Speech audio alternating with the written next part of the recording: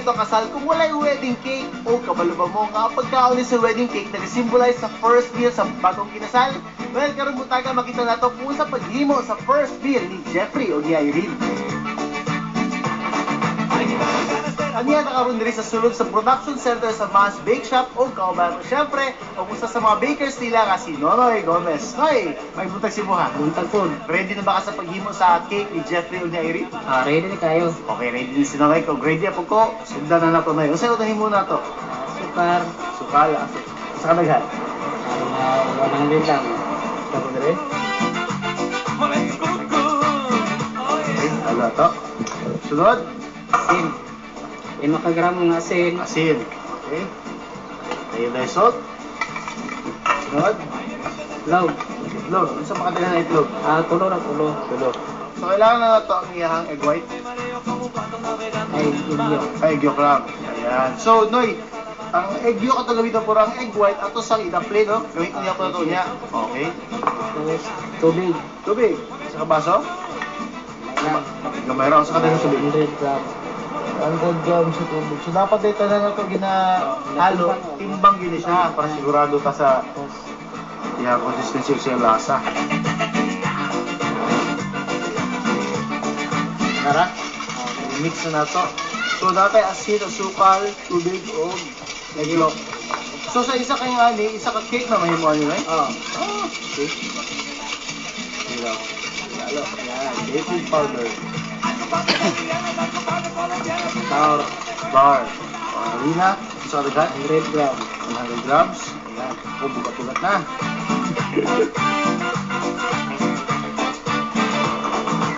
Parang pulig workout. Kailangan kakamot.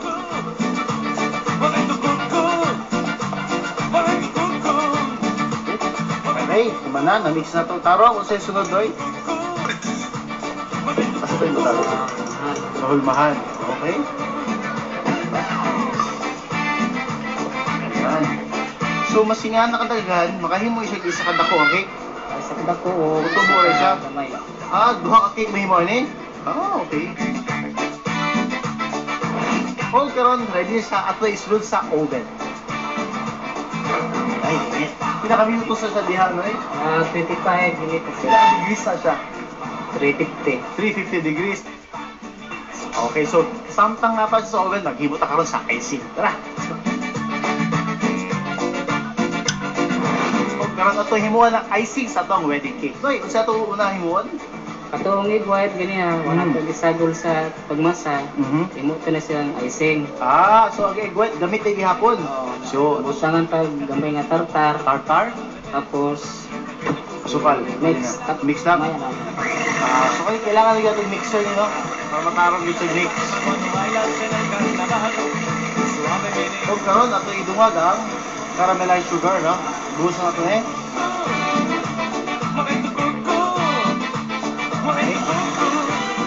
Samtang ginamix sa atong icing para sa atong wedding cake, kauban nato mismo ang tagiya sa Maas Bake Shop, si Miss Joanne Reyes. Ma'am Joanne, nagbuntag si mo. Yes, thank you kayo gisulod min diri sa inyong production center. Kanang, Ma'am Joanne, sa pa yung mga laing produkto sa Maas Bake Shop? Naapod may mga, aside from cakes, na may loaf bread, ensaymada, ug mga healthy bread. Nag-distribute me all over Mindanao, or pwede mo magtawag sa 298-0068. Ayun, so all over Mindanao, as may outlets, or kung gusto nyo, pwede mo matawag sila that number.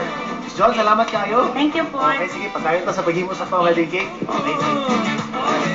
Ayan, kung magitong icing karon, butangan siya sa toang wedding cake. Ayos mo Ninoy? Ayos na. Ayos. Hindi mo trabaho sa Maans. Okay. Karon, since human na butang sa toang icing, tawagan si Miss Jo. Ito sa Ma'am Jo. Tabakan to sa pagbutang sa flowerets. Okay.